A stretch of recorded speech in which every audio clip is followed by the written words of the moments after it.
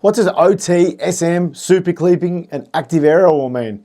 It means F1 has just entered a new era, and it also means we've just had the first round of the 2026 season. It's the Australian Grand Prix review. Let's go.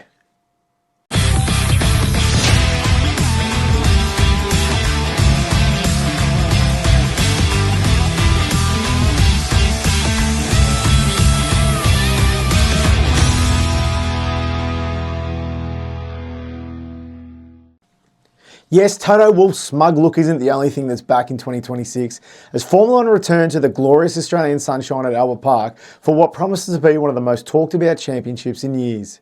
After all the off-season talk about the new regs and 50-50 ICE battery split, we finally got a chance to see the cars in action. And I have to be honest, I actually don't mind them. Okay, I'll admit, running out of power halfway down the straight isn't exactly Formula One, but neither is a grid full of influencers and drivers dancing on TikTok all day either. But this is what we've got, so we have to accept it. Formula One's new era regs brought about retirements, shock qualifying spins, and even more shocking pre-race retirements as teams and drivers got to grips on an entirely new world. The fact we had 5 non-finishers, 2 of which didn't even make the starting grid, didn't take away from the fact the new rigs weren't as painful as some predicted. Notably Martin Brundle's pre-race comment that every finisher would score a point. To the actual race weekend, and Ferrari and Mercedes were quick to show the form they showed in pre-season testing wasn't a fluke, as they took out the fastest times in 2 of the 3 practice sessions. Local hero Oscar Piastri would take out FP2 as the other driver to lead a session.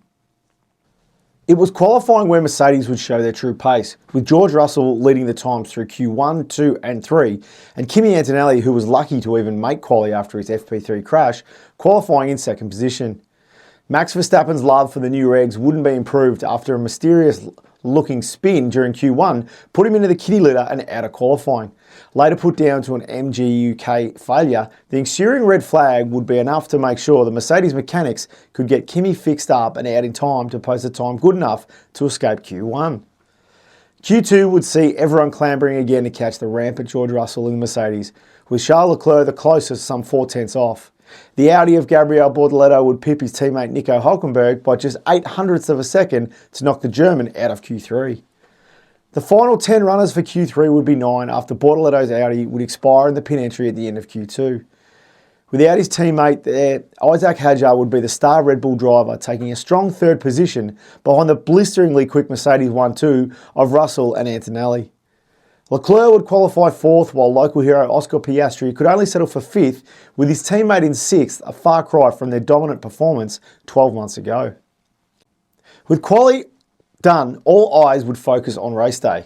All Australian eyes would focus on one driver. An entire stand would focus on one driver. And then he put it into the wall on the way to the grid.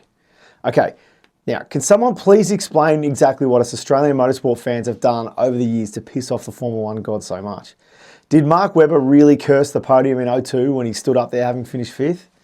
Anyway, Piastri joined Daniel Ricciardo in becoming the 2nd Aussie to have an issue on the way to the grid, following on from Danny Rick's disaster in 2017.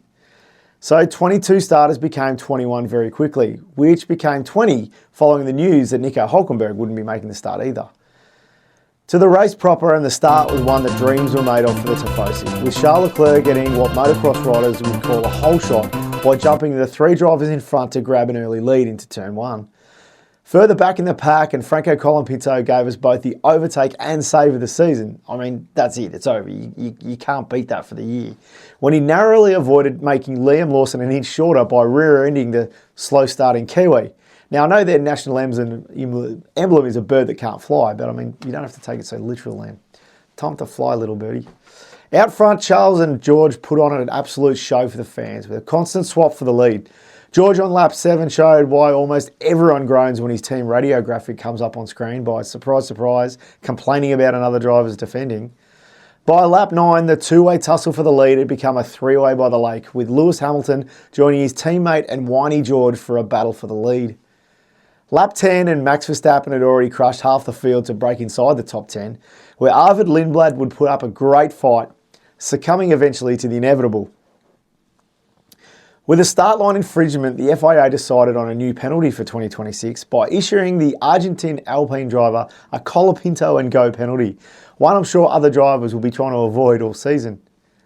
Isaac Hadjar pulled over to the side on lap 12 and Valtteri Bottas did the same a few laps later, while the Aston Martin duo took it in turns to go sample Melbourne's glorious cafe culture in a throwback to the unreliable late 90s. All the while, Mercedes and Ferrari teammates controlled the race. After Ferrari's mid-race gamble didn't come off, the Mercedes duo controlled the tempo until the checkered flag. George Russell would T-pose his way to victory while Kimi would score a career-best second, and the most beautiful man on the grid, Charles Leclerc, would come home in third. Love you, Charles.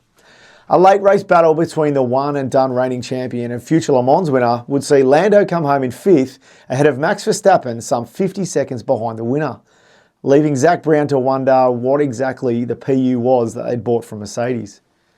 So George Russell sets out to become the most despised and annoying world championships in Lando Norris, and Ferrari with some work to do before China.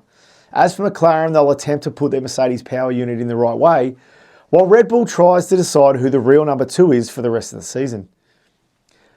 Okay, so after copping a massive amount of hate, the new regs showed us what to expect in 2026.